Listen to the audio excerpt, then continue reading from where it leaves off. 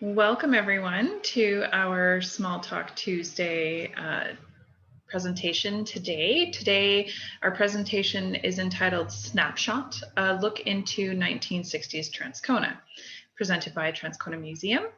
Today, it's myself, Alana Herrera, museum curator, and assistant curator, Jennifer Maxwell. She's waving, but you can't see her because we don't have the controls on.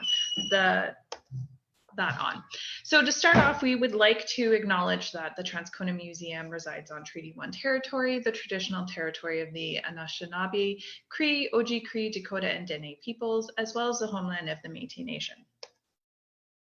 Thank you for joining us today and supporting the museum, and we'd like to ask you to think about considering making a donation or becoming a museum member. This can be done in person or on our website to help support the museum. You can also support us by staying in touch, so visit our website, follow us on social media, Facebook, Instagram, Twitter, YouTube, on our blog.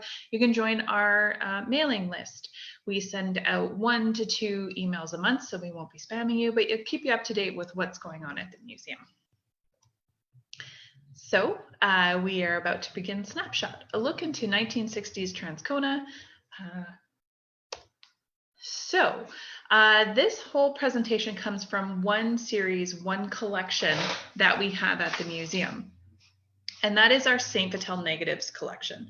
This collection contains negatives that came to us in 1999 from the Saint Vital Historical Society. So internally, we call this the Saint Vital Negatives. But in reality, these negatives are actually from the Transcona News in the 1960s. These negatives, although they were donated in 1999, were not fully processed or starting to be processed until about 2008, 2009. They had all come in one box, and this isn't even the one box they came in. This is what it looks like after it's been processed, if you can see my mouse. And it came in one box, and there were negatives and paper envelopes, and on those envelopes were dates. So an example is like July 1963. We knew that they were taken by the Transcona News, the local newspaper here in Transcona. So for each envelope, we pulled the corresponding paper. So this is what the negatives look like. And then we pulled the corresponding newspaper that we have in our collection. Most of the time, but not every time, we were able to find the event in the paper that corresponded with the negative. So using that date on the envelope. And from the newspapers, we were able to get the following information. So what was being photographed? When was the event or whatever that's being photographed taking place? What page of the paper it appeared on if the negative was the chosen image to go in the paper? Who's in the picture? Where in Transcona was the event taking place? Was it even taking place in Transcona? Without being able to cross-reference the newspapers, we would not know who, what, where, when for pretty much any of these negatives.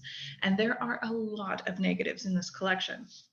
So the first step was to describe the negatives and rebox them. So we got the special Mylar envelopes and we got these boxes. Then the negatives needed to be described in our database, and then we digitized them. So it was a summer student who did the initial descriptions, and then we had another summer student who scanned them onto our computer, and there's over 2,000 in the collection.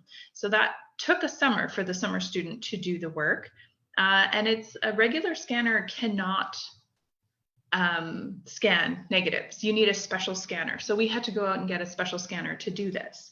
And that work happened in about 2013. And then we had a number of summer students and volunteers actually upload those images into our database. So this has been a long time coming process. And we're just going to show you really quickly. Here we are. Hi. Hi. So I wanted to give an example. We didn't pull the actual negatives, but we have printouts of them all.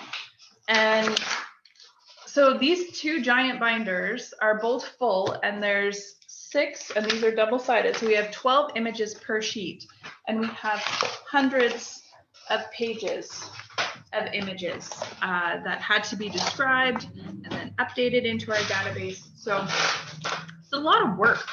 And we have to make sure that we're doing everything to archival quality as well.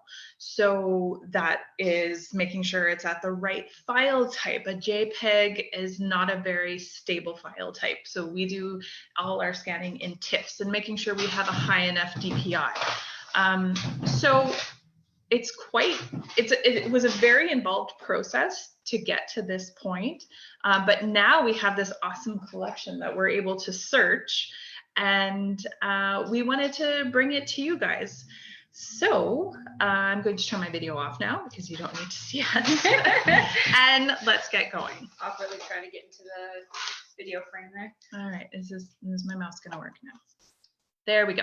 So we thought we'd break this down into different themes. And I actually posted on Instagram asking people to give me suggestions of some of the themes that we should include. One was dogs. One were like businesses and events. A particular Ukrainian dance group, which unfortunately we did not have any slides of, and Miss Transcona. So those were some of the ones that came up.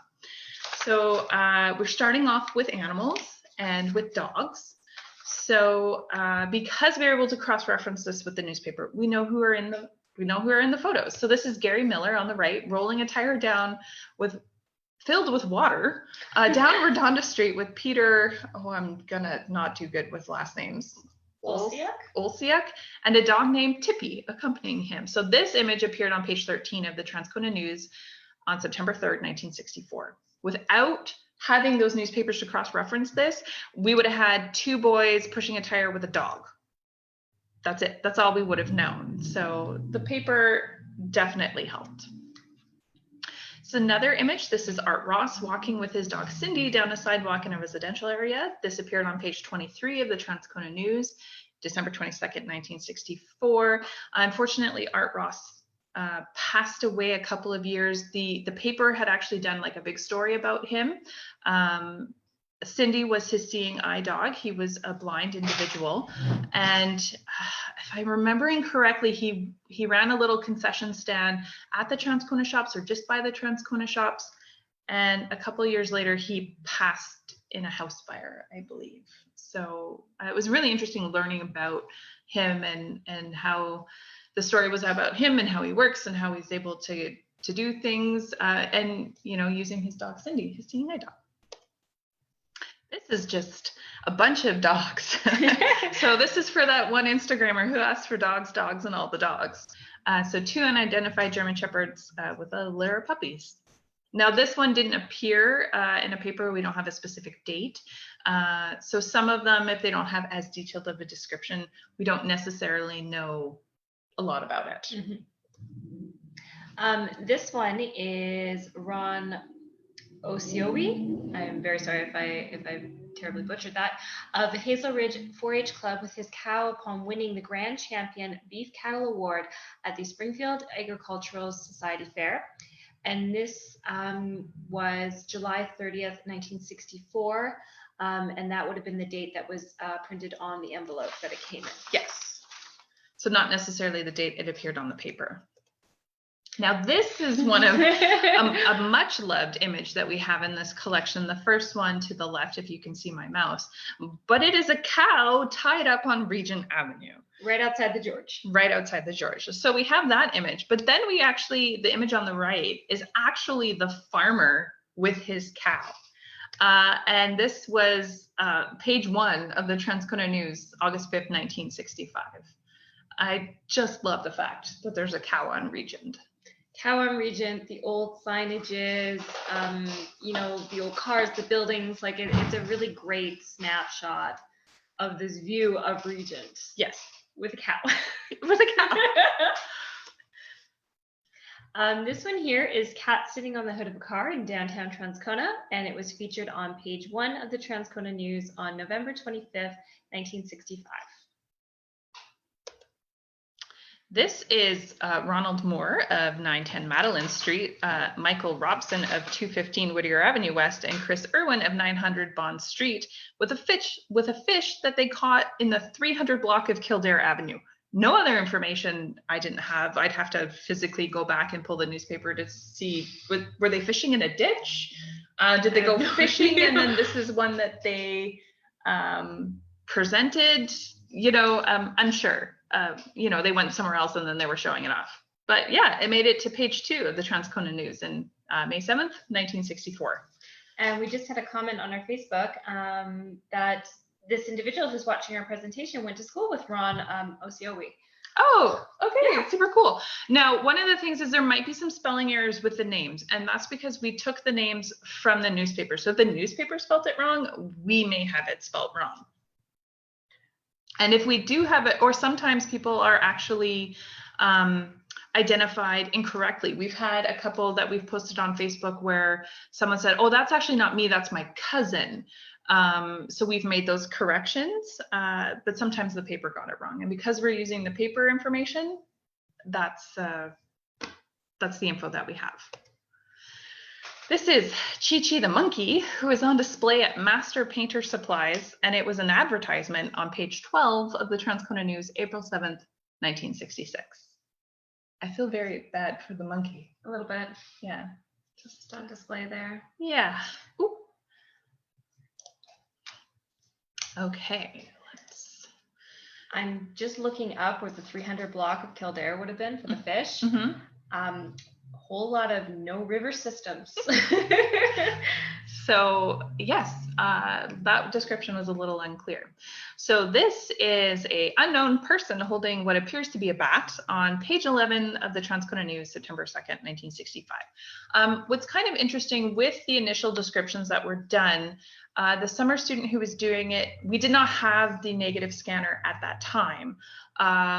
So she was literally holding up the negative and trying to see if it matched something in the newspaper. So sometimes some of the descriptions are not necessarily as good as once we were able to have it scanned and we can see it. And an example is there's one in the database and it says men's clothing store, but once we actually see the photo, it's actually Joe Blostein's store.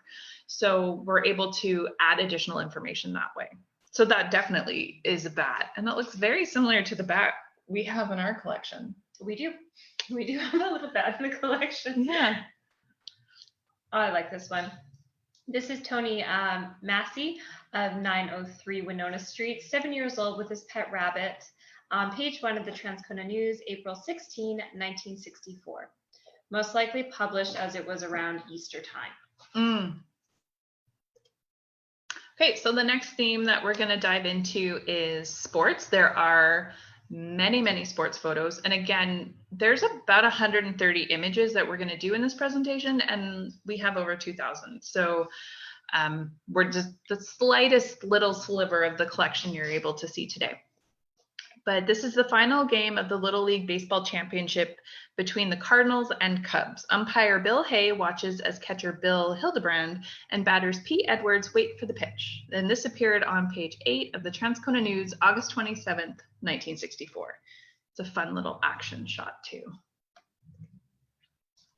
This is Murray Allen left holding the number 2 card, which marks his 2-goal performance in standing with Gary Girollo on page 7 of the Transcona News, February 24th, 1966. Again, I very much apologize for the pronunciation of names.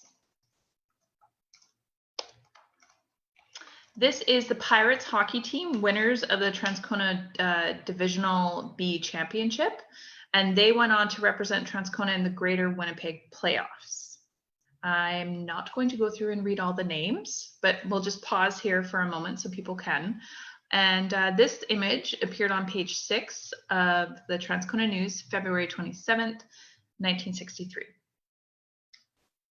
And we do have a comment here. Just trying to organize all my comments feeds here.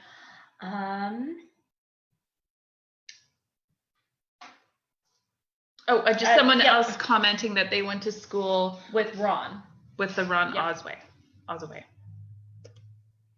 This is the Westview School students who won top honors at the Transcona Schools relay skating races. And this appeared on page 6 of the Transcona News, March 11th, 1965. We actually have a fairly large collection of relays, skating banners or pennants in the collection. like well over, I think, 100 of them. So this is a team member for the Transcona Lions hockey team receiving the winning trophy after beating the Selkirk Fishermen. And unfortunately, the individual is not identified. So if anyone's seeing this, knows who that is, please let us know, and we can add that additional information into our database. They got the C, so that would indicate the captain. Captain, but who is the individual? I like this one because it's like an action shot as well. This is Ray Tiger Lasco holding a trophy. He broke his own heavyweight bench press record with a push of 340 pounds. This was on page 1 of the Transcona News, April 1st, 1965. Willis Wyatt, manager pro of the Transcona Golf Club, checking golf equipment, featured on page 12 of the Transcona News, April 29, 1965. I like this one too.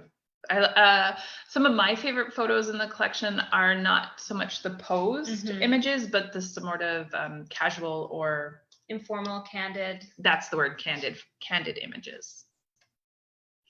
And this is people playing at a baseball field, and just you can see the people playing the game, the kids playing in the ditches, all the bikes just left on the ground because everyone just biked there. Like, just a really fun image. This is the Transcona Bowl Juniors captured the Manitoba Little League 5-pin bowling title in Carman, Manitoba. From left to right is Wally Still, Wayne Antoniuk, Bill Mundy, Ray Evanyuk, and Bernie Trecaldo, featured on page 1 of the Transcona News, May 13, 1965. And I'm going to let you say all the last names. All right. This is first place winners of the Murdoch McKay Springfield Collegiate Combined Track and Field Day events. And I really like this picture because it's all girls in the images. It's women. Yeah, and we are somewhat lacking with representation with women in our collection. So this appeared on page 8 of the Transcona News, May 20th, 1965. And this is the Transcona Collegiate Gymnastics team, which entered the Manitoba Secondary Schools Athletic Association competition. Quite a few names here, so we'll just pause so folks have a chance to read this. But no date as to when this may have appeared in the newspaper. Yes. Sometimes, as we all do, we take multiple photographs. So this might not have been the one that appeared in the newspaper, but another one did. So that one would have had the date associated with it. This one, we probably know what envelope it came from. So those envelopes where all the negatives were from. However, I don't have it here. Another question. Hello, are the copies of the Transcona newspaper open to the public to see? Have an interest in obituaries from the 60s. We do have, to answer your question, we do have the ability to have researchers come in and look through the newspapers. Some of the newspapers, and I don't know the year off the top of my head, are more fragile than others. So we have sort of marked some that the public can't access. But you can book an appointment to come into the museum to look through the newspapers. Right now, we do have some rules in place that you do have to book your appointment ahead of time so we can be prepared for you. And you will be required to wear a mask and gloves while you're handling the collection. And that's just because we can't disinfect the newspapers from the 60s. So we're doing our best to protect the artifacts. But yes, you could completely make an appointment and come to the museum to look through the papers. The best to do that by sending us an email or calling the museum. Please don't just show up because we might have other events going on, or we might be doing something else, or we just may not be available to help you right at that moment. Always best to make an appointment. This is Jim Tom's bowling team, winners of the Dominion Malting League Championship. Oh, and sorry, page 5 of the Transcona News, May 2nd, 1963. This is the grade 7 and grade 8 girls team softball league champions at the Transcona Junior High, winners of the Arthur Day Memorial Trophy. List of names here, we'll pause on this one. But this was featured on page 10 of the Transcona News, June 20th, 1963. I also, because this is the 60s, seeing all the clothing that people were wearing and the different fashion and things like that, I enjoy that as well. Now, this is a really fun photograph because there's like the formal one that was taken, and then there was a candid snap before they were all ready. So this is the Transcona Police Fastball team, who were the Metro Police Fastball League champions of 1965. So this was the image taken, the candid one. So there are people adjusting their coats. It appears there's a gentleman smoking, people talking to one another. Someone is standing in front of the camera. And then we have the quote unquote good formal photo of everyone sitting nicely looking at the camera and smiling. So because the newspaper did take multiple photographs, sometimes we get these amazing candids like this. It's a lot of fun. Mm-hmm. And this appeared on page 2 of the Transcona News. This one, the good one in quotation marks, the formal one. Page 2 of the Transcona News, September 16th, 1965. Although I think I prefer the more candid one. I like the candid one.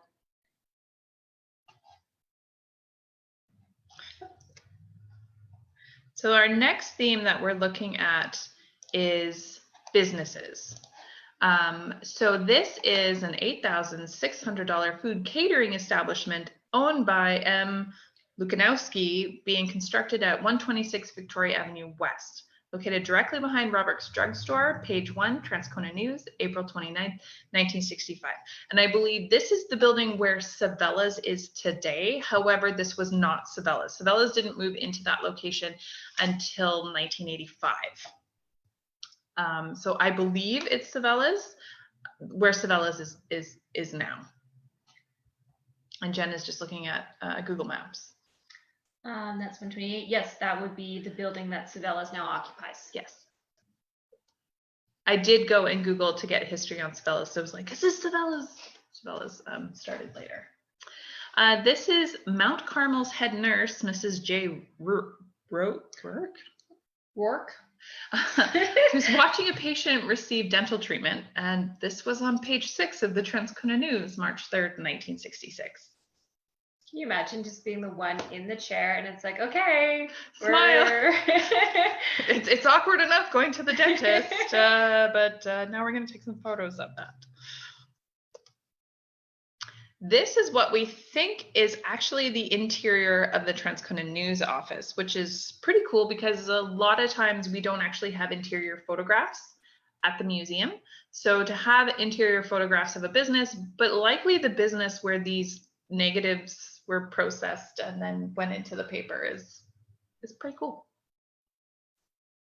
And this is an unknown man sitting at a desk wearing a striped shirt. So remember, if we couldn't correspond the negative to the Transcona newspaper, the descriptions are a lot like this: unknown person sitting in unknown location doing something. It appears he is smoking though. Well, back in the day. Yeah. This is an interior of a beauty salon, possibly Regent Park Beauty Salon. Yes. And again, we don't have dates on these ones because they didn't make it into the newspaper. I love the old chairs and the hair dryers. The hair dryers. Yeah. My mom actually has an old one in her quilting room. This is the Transcona Texaco service station, and this image appeared on page 1 of the Transcona News on July 14th, 1966. And this is Transcona Motors advertisement of a woman sitting on a Honda motorcycle with Transcona Motors sign in the background, featured on page 6, July 29th, 1965. This is an interior of the Transcona Shop Easy grocery store with some of the shelves and display, and there's unidentified people in the background, and that is a very elaborate grocery store display. It's a lot of apples. Yeah, you don't really see something like that. Now all of the negatives are in black and white, so they're not in color. So this would be one that would be really interesting to see like you can get some of those apps that colorize images and stuff like that. And this is the new Safeway store at Kern Park Shopping Center as seen from the parking lot on featured on page 10, September 30th, 1965. This is a Regent shoe store, but also Regent Avenue. No date on this one, and the building right beside it. Oh, that's the billiards. Yeah, so this would be where All About Computers is, and this is the store with the ping pong machines, I believe. Let's see that. Jen's looking out the window right now to get the name of the business. I can't see the sun's in my eyes. We can't see, but it's a really interesting shot showing some of, one, you can see the cars, but also the businesses and what the signs look like. Jen's Googling. This is a really fun one. This is the thermometer reading 40 Fahrenheit. The Woolsworth is in the background. This appeared on page 1 of the Transcona News, January 10th, 1963. So this is the same location where like Dollarama is. Yep. Just before Plessy's on Regent. But still, when we weren't using Celsius yet. Still in Fahrenheit. Right. So that building is Gino Capriano. Yes. That other building. This is a fun one. This is Stuart Carrick of 534 Yale Avenue East, retiring from the Transcona Reclaim Yard as foreman after 41 years of service with the railway. And this one appeared on page 10 of the Transcona News, September 2nd, 1963. May 2nd. Right, May 2nd. Another thing that's really interesting about just how they reported things back in the 60s is they would give the person's name and exactly where they live. And there was often another section of the newspaper that said so-and-so of this house on this address are going away for 3 weeks on vacation. And it's like, you're just telling everyone. That wouldn't be done today because you're essentially telling people when you're not home. But it was done a lot in the early papers that we have. I mean, people answered the doors. Answered the phone if they didn't know the number. This is woman identified as Melita Hodnet doing an unidentified woman's hair at the Transcona Hair Fashion located at 205 Bond Street on page 4 of the Transcona News, January 24, 1963. And again, the awesome hair dryers. The awesome old hair dryers. Yeah. This is a picture of George Barone of Victoria Avenue East, and he was a commercial sculptor, and he's shown with some of his work. This appeared on page 9 of the Transcona News, March 28th, 1963. George Barone actually made the High Neighbor Sam statue, the White Horse statue. And just at St. Francis Xavier. I think he did for the Golden Boy. I don't know if he did the Golden Boy one, but he made a lot of statues that are all around the province. And these are some of the photos that we actually have of him in the collection. Jen's looking that one up now too. So our next theme is fun. So these are the Children's Square Dance Jamboree in the Transcona Arena. So just going back to George Barone, he did the White Horse Monument at St. Francis Xavier, the Viking sculpture in Gimli, High Neighbor Sam in Transcona, Tommy the Turtle in Boissevain, Sarah the Camel in Glenborough, Sharp-tailed Grouse in Ashern, the Minor Monument in Thompson, and the Alpine Archie in McCreary. Yes. So the Square Dancing Jamboree, this image was on page 12 of the Transcona News, June 6, 1963. And again, it's another one of those action shots that I like so much. And this is an interior of an unknown swimming pool. Once again, no date, so we don't know if it made it into the paper or not, if it was just a one-off image that they took. These are 4 children sitting on the front steps of a house with bicycles, tractors. Sheldon Friesen, Grant Reed, Davy Fried, and Esther No. This appeared on page 1 of the Transcona News, April 15th, 1965. and a child riding a unicycle, which was previously described as child riding a bike in the database. So it could have been because of the way he's holding his hand. If you were just looking at the negative, you would assume that that's a bike. Yes. And not a unicycle. So once the image was actually digitized, we could see it was a unicycle. But I mean, there's a car just passing him on the street down there. So I mean, he's in the middle of the street on that unicycle. This is Mrs. Jack Marshall and Mrs. Lavina Matthias, who were pen pals for 35 years. And this image appeared on page 7 of the Transcona News, July 28th, 1966. This is Anthony Sinher and Vincent Urianek riding a toboggan together down a snow hill on page 3 of the Transcona News, December 14, 1966.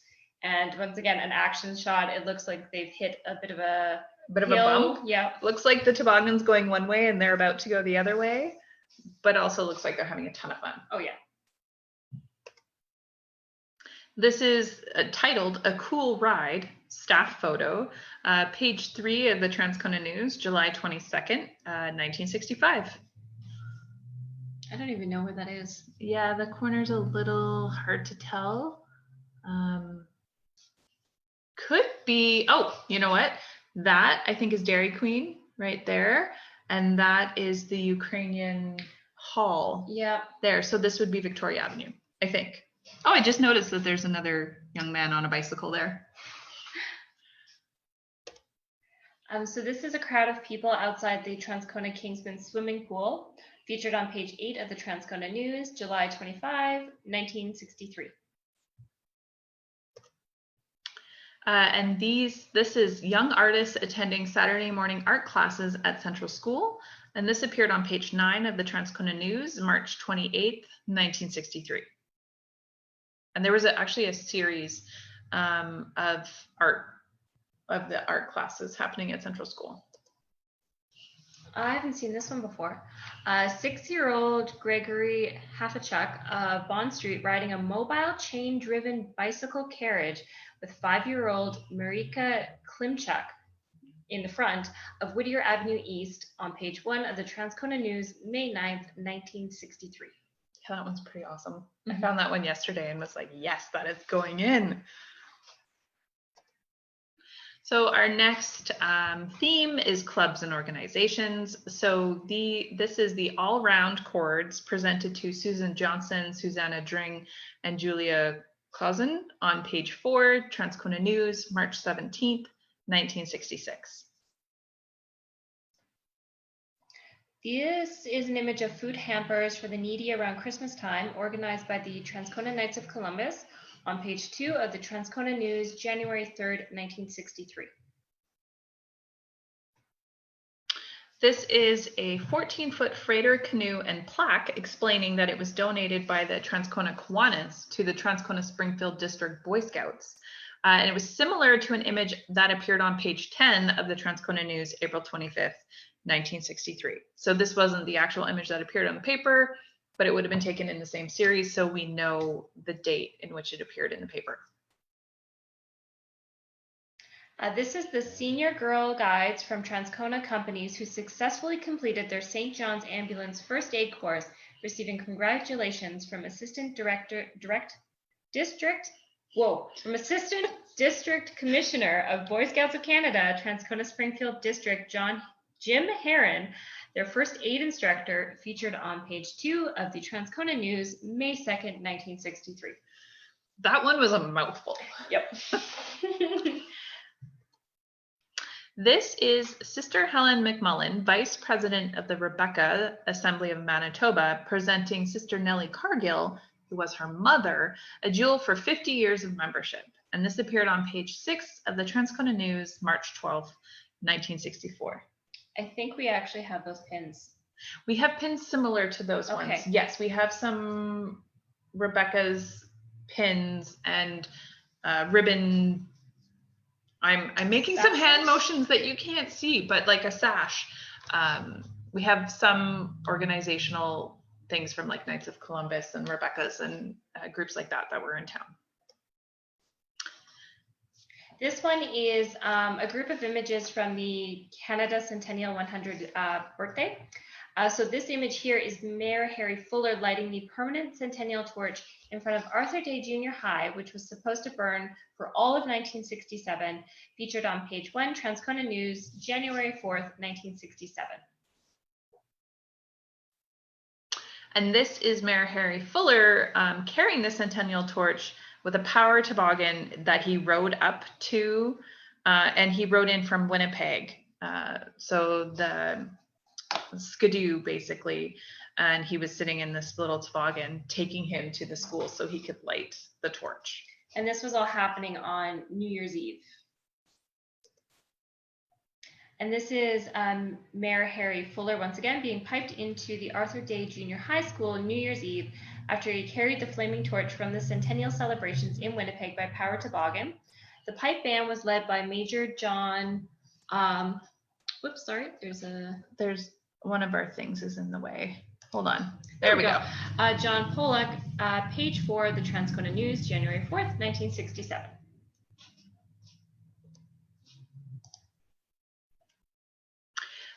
This is Mayor Harry Fuller giving a speech welcoming residents to participate in the centennial and the centennial celebrations. Appeared on page 1 of Transcona News, January 4th, 1967. And now this is a series of images for the Golden Jubilee. And Premier Duff Roblin proclaims Transcona's new status as Manitoba's new city on June 10th, 1961. The Transcona track team stands behind him after running the city charter from the legislative building all the way here to Transcona. Yes.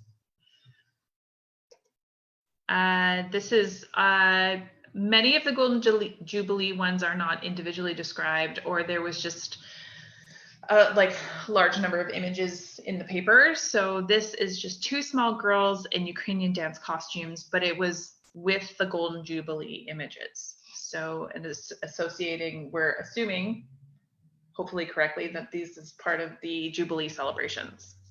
And I think the celebrations went all week long. It was, you know. Yeah, and interestingly enough, it was after the Golden Jubilee and the big parades and stuff that I read a letter that appeared in the paper to the editor saying like, you know, that parade and the celebration of community was really great. It'd be really great if we could like do this all the time. And then a few years later, the High Neighbor Festival started. Oh, really? Yeah. So it's kind of like, oh yeah, that was a lot of fun. Maybe we can continue doing all of this. And so this one is a house with a large 50 on its roof, once again in celebration of the Golden Jubilee. Because the Golden Jubilee was celebrating the 50th anniversary of the community of Transcona. Funny note, or funny fact, is they were actually celebrating the wrong date. The 25th anniversary of Transcona and the 50th and the 75th, all of those years were taken off a 1911 date when the Board of Trade was founded, but Transcona didn't officially become a town until 1912. So for the 100th anniversary celebrations back in 2012, we actually did it for the actual 100th anniversary of becoming a town. So it was April 12th, I believe, 2012 was the actual anniversary date. The 50th anniversary was actually celebrating that 1911 date. And this is an image of the Golden Jubilee signs that appeared in a store window. Unfortunately, we don't know what store window. It looks like possibly a gift shop or something like that, because those appeared like cards or something in the window. If anyone knows what store this was, that would be great, because it is a really great interior view. This is another Golden Jubilee with a road sign advertising the Jubilee. So let's all have fun in 61. So approximately 500 people lived in Transcona in 1911. See, they're using that 1911 date. And in 1961, there was an estimated 14,000 plus people living in Transcona. Once again, still with the Golden Jubilee, 2 men holding up a novelty check for $200 from the Toronto Dominion Bank. Yes, we don't know in what building or where, but, and the check. The Toronto Dominion Bank, that would have. From the check is from the bank, but are they actually in the bank? We don't know. Again, more Golden Jubilee, but the crew hanging bunting across the street, but actually I think that would be more flags, but they're decorating the town for the celebrations. And during the celebrations, they also held a public tour of the Canadian National Railway Transcona shops as part of the celebrations. And this occurred on June 14, 1961. Which they also did for the 75th, like CN did that as well for the 75th anniversary, and they did it again for the 100th anniversary.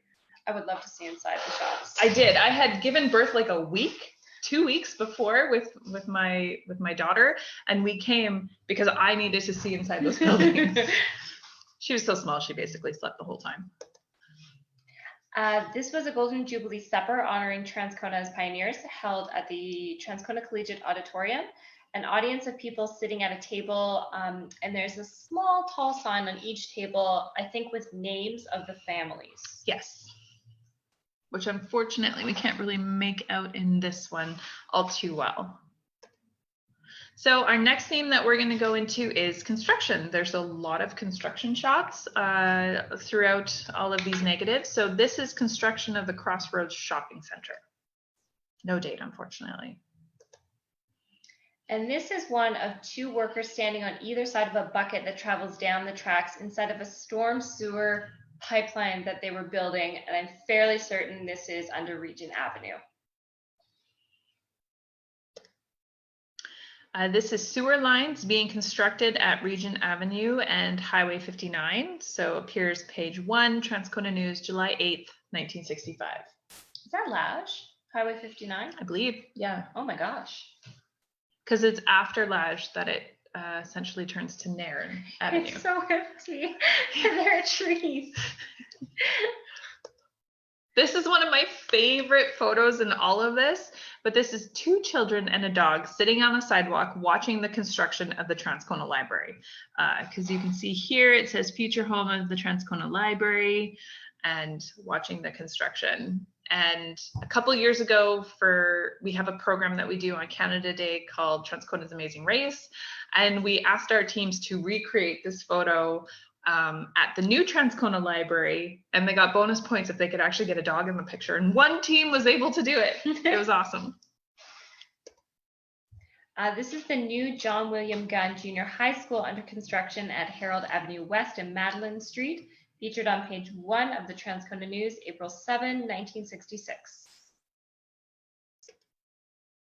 And this is a construction sign for Park Manor Personal Care Home, which was about to be constructed. So this would be, I believe, Murdoch McKay School? It's just so empty. Yes. But yeah, I think that's, well, Google. Because this would be where, okay, my mouse is, and I'm also pointing. This would be Kildare, and that would be Redonda? Park Manor Care Home. That's, yeah, it's built along Redonda. Yeah, so that's Murdoch McKay. That's Murdoch McKay in the background. So the view, this view, if you were to stand in this exact spot today, would be considerably different because there's a lot of new development that's been going on just even behind the school. Mm-hmm. This is events in Transcona, and this is an image of 2 men scooping up mortar to place the cornerstone on Margaret Underhill's school. So this was kind of like the completion opening ceremony of the school. Unfortunately, no date on this one. This is Mr. and Mrs. Frank O. Smith with a framed collection of photographs of their children and grandchildren presented to them when they celebrated their 50th wedding anniversary. And this image appeared on page 4 of the Transcona News, March 25th, 1965. This is a group of strikers on picket duty at the main entrance of the CN Transcona shops at Bond and Pandora, and it was featured on page 1 of the Transcona News, August 31st, 1966. We actually have a few in this series. So here's another one, again, picketers at the main entrance of the Transcona shops, page 1, August 31st, 1966. And this one is a large crowd of Transcona shop employees standing at the corner of Pandora and Bond to honor the protests of machinists and electricians who kept the shops closed for 1 extra day of the strike, featured on page 1 of the Transcona News, September 7, 1966. And this one's a fantastic one because that is what it's Pandora. This is when it was the Palma. Yeah. And at one point there was a fire on the second floor, so they just demolished the second floor, and it's just one level now. But initially it had a second floor. This is a tow truck towing a caboose near the corner of Winona. How? Why? We're not sure, but that's what it is. This is among one of my favorites. And this is Barry McKinnon of 430 Regent Avenue West donating blood at the Jace's Blood Donor Clinic, page 1 of the Transcona News, November 30, 1966. This is the Banjo Buddies playing at the Gay Cavalier Motor Hotel. Left to right, Walter Halady, Jim Barbour, and Ron Nettle. It appeared on page 7 of the Transcona News, December 7th, 1966. And this image is a duplicate of another one that we have. So you can see these numbers here. These are our identifying numbers for these images in our database. And so it's a duplicate of this same one here. Now, when these images came to us, again, they were in envelopes with dates on them. But in the rules of archival description is you preserve the natural order that things come to you as. So we wouldn't reorganize them to put all the same ones together. We had to do it in the order in which we received it. So that's why this is the same one. The 12th one in that envelope is the same as the first one in that envelope. And we did have a comment that those are my grandparents. So I'm guessing that was the 50th wedding anniversary photograph. Okay, Lori, if you could respond again, if that was for the anniversary ones, that would be really great. That's really cool. That like the great thing about this is, although this collection is from the 60s, there's still a lot of people who were growing up here or still living here, and they can relate and remember. They remember, and there's a lot of interaction with these images when we post them online. They're definitely among my favorites to choose from for social media. And like you just said, they get such great engagement and reaction. Mm-hmm. And reminiscing. Mm-hmm. This is one of the only images. Yes. Yes. Oh, that's wonderful. Lori just responded back that yes, the 50th anniversary, those were her grandparents. This is one of the only ones in this whole collection that had a Miss Transcona. So this is a group photo of the ceremonial kickoff before a football game between the Transcona Ramblers and the St. James Jets to celebrate the opening of the Transcona Stadium football field. And Miss Transcona Ramblers Queen, so not sure if that's actually like the Miss Transcona from like the High Neighbor Festival yet, but it's the only one that we had that said Miss Transcona, is also there. Miss Transcona, that is a St. Patel negative image. Yes.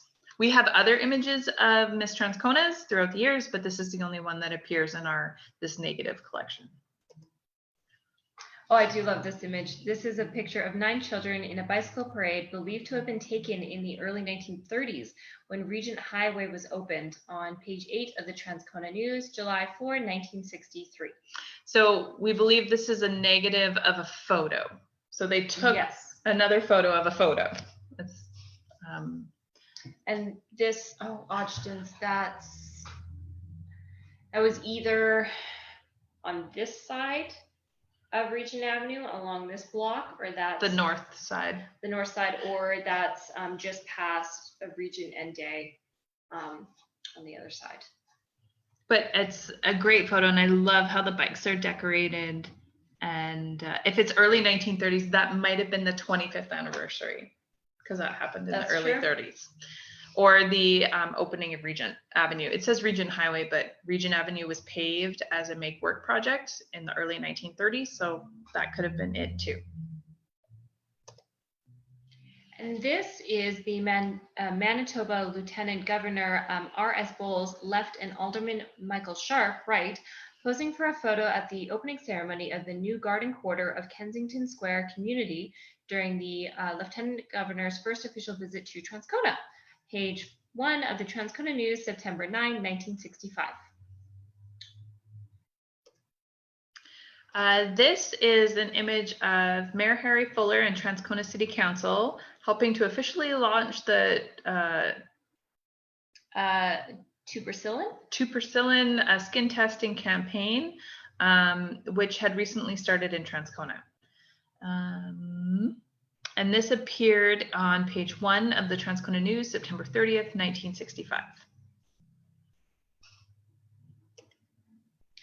Opposition leader John Diefenbaker shaking hands with Mayor Harry Fuller inside the municipal office at the corner of Regent and Bond, this building, during his election campaign tour stop in Transcona.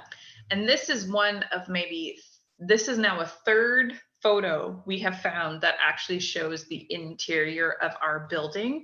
And all three are actually from this negative collection. So it's interesting though, this window right here no longer is in the building. It was taken out at some point. So this is, if you come into the museum, this wall right here, as best as we can figure, is the wall where the Max Cat sign hangs. So this would be our east wall. And then this here is the windows leading into the main floor office.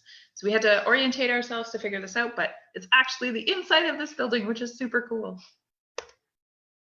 And this is just one of the other images we have of the inside of this building, but this is Mrs. Phyllis Policelli. Yeah, there we go.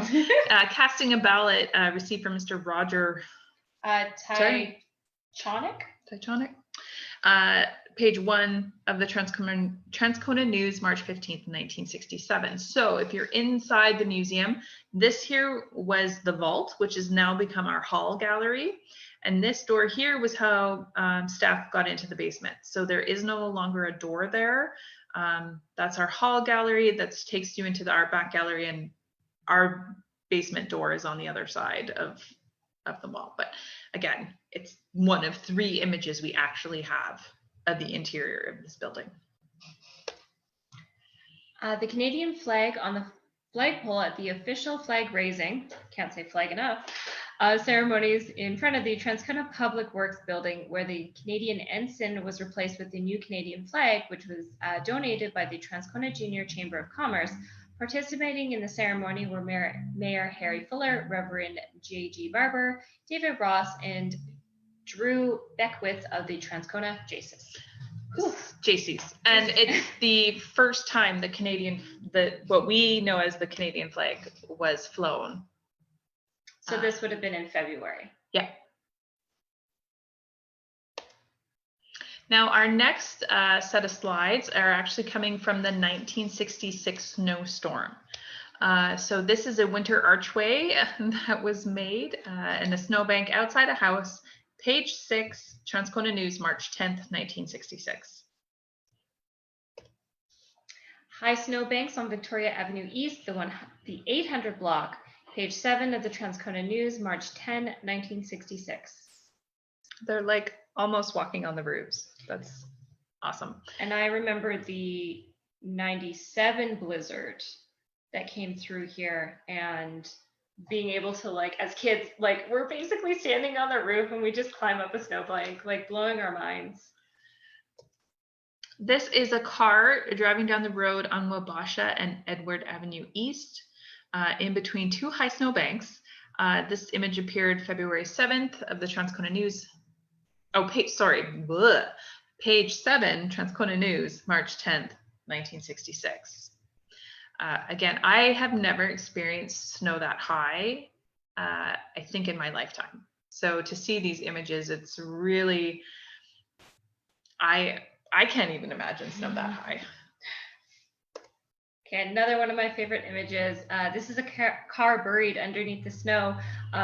Invisible, but there are signs stating that there is a car hidden in the snowbank right there. Page 1 of the Transcona News, March 10, 1966. And this is a street view from Day Street looking west, and the Regent restaurant sign is visible. So you can see just how much snow is there. Very similar in location to where the cow was.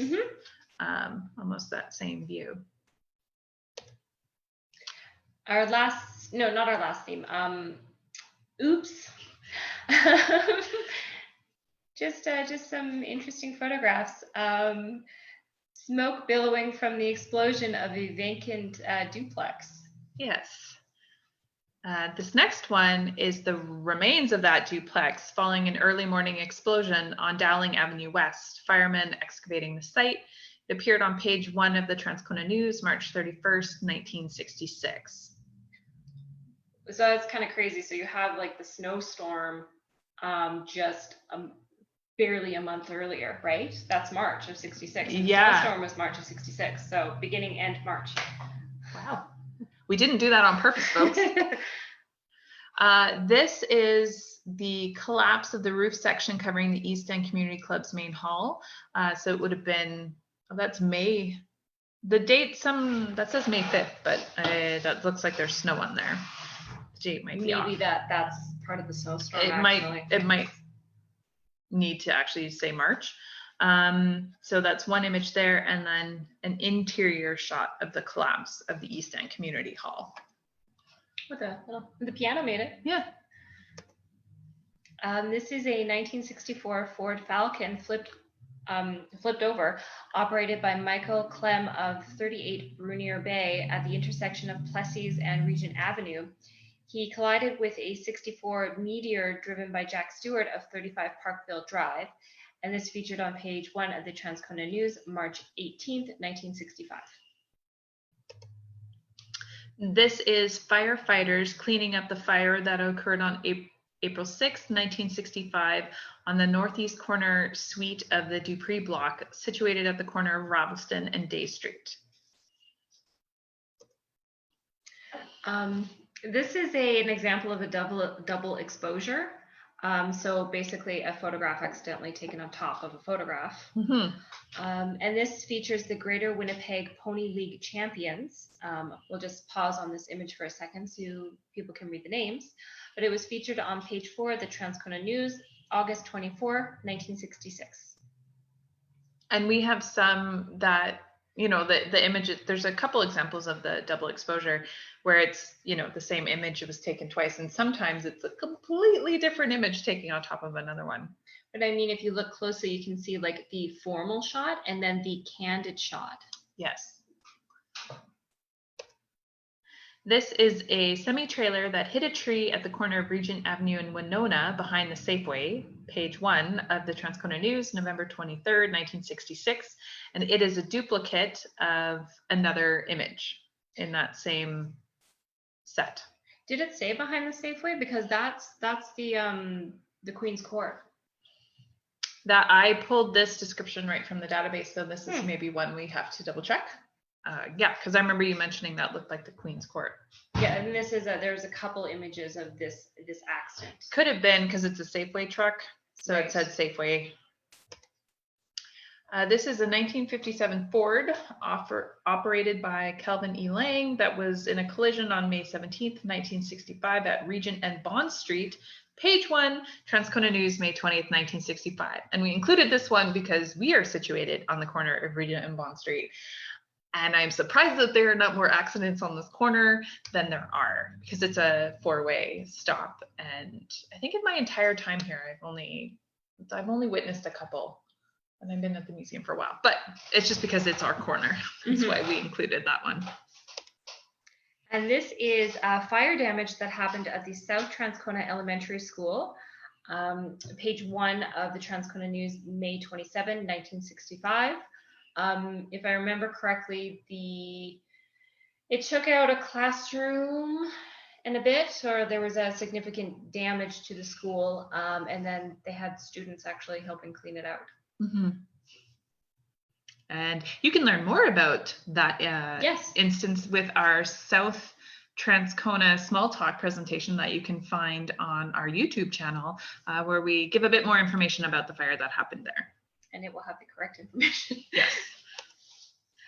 This is firefighters controlling a blaze that broke out at a workshop in Transcona. Page 1 of the Transcona News, February 22nd, 1967.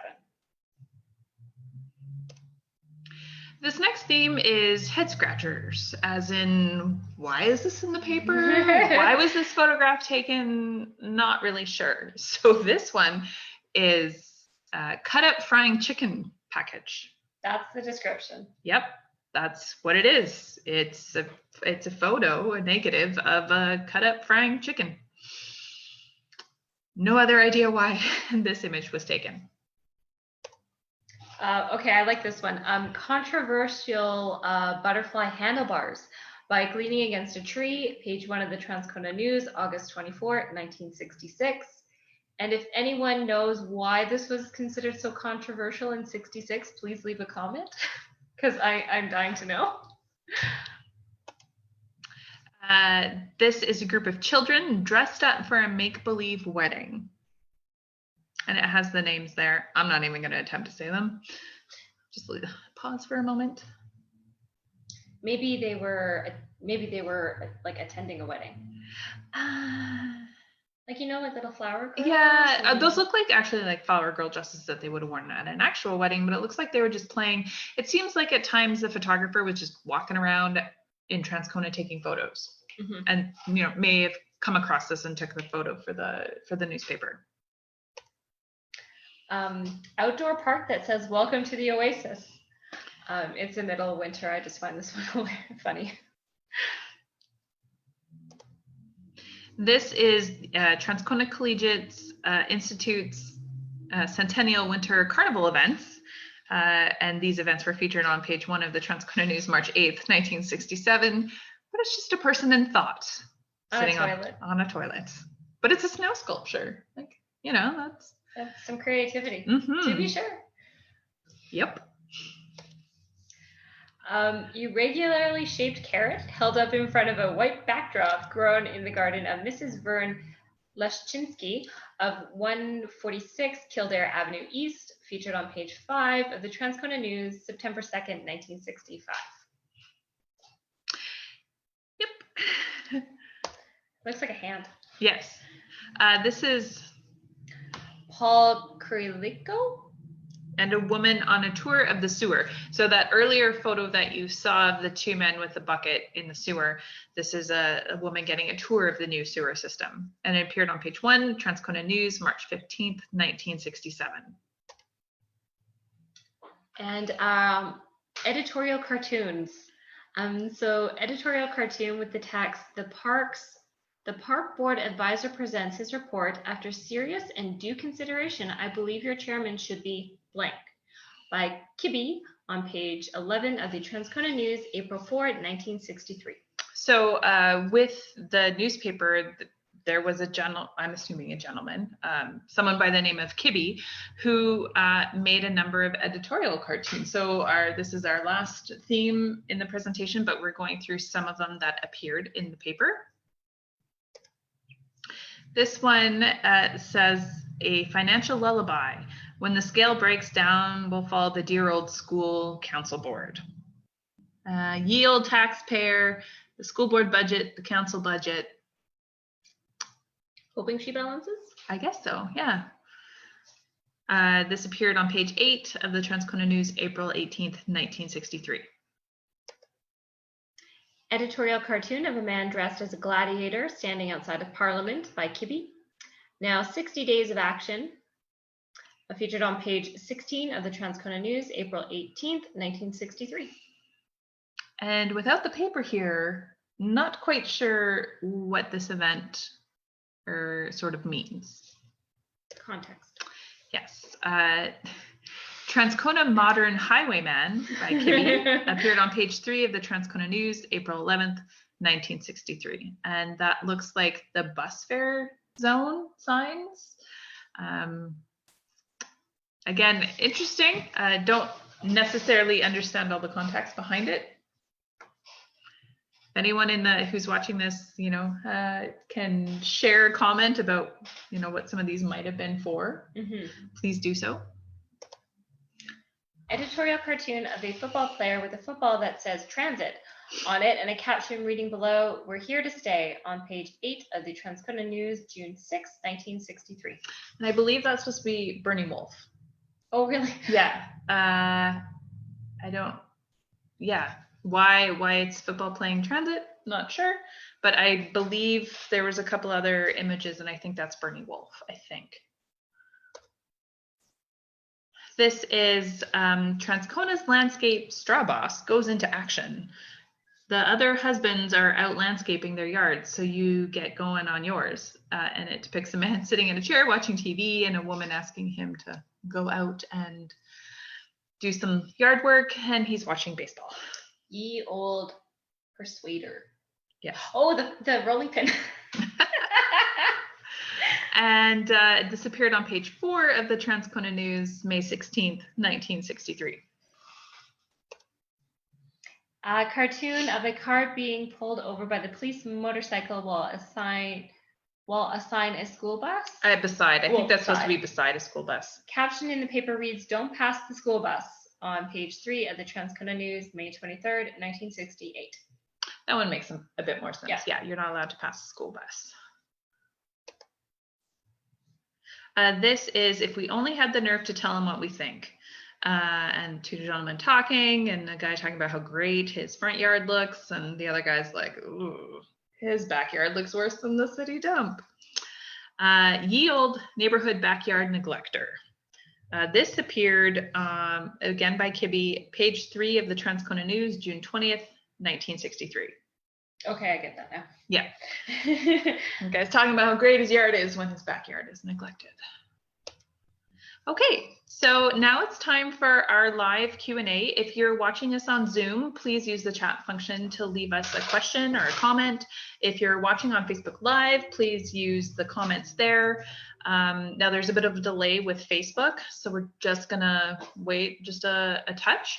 But as we're waiting to see if any questions or comments come through, what's really interesting is this was like the city of Transcona, its newspaper. So the photographer were going out and collecting Transcona stories. So sometimes it's like, was this filler to fill the paper? Sporting events, things like that. Today we don't necessarily have a strict Transcona only paper. There's the Winnipeg Free Press. There's the Herald, which is Transcona, but also other areas as well, because we're not our own separate city anymore. So it's this great little time capsule, this collection of what we have, of what Transcona was like in the 1960s. And again, we have thousands of negatives, and this was 130, 125. So just a small little slice of the collection that we were able to show you today. No comments yet, but if you think of one after the talk has ended, please still feel free to post them in the comment section of the Facebook video. Yes. And we will answer them then. And we will be at some point uploading this video to our YouTube channel. So you can always leave a comment in the YouTube comments. And we just have one more small talk coming up for our summer session. So it's next Tuesday, and it's what's missing from the Transcona Museum collections. We have over 50,000 artifacts, but there's definitely some things that we're missing. So we're going to be talking about that next week. And you can watch it on Facebook Live.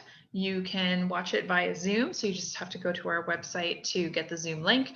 We have a couple tickets available for in-person individuals if you wanted to come into the museum. And then if you missed that, you can either watch it later on Facebook or catch it when we post it on our YouTube channel.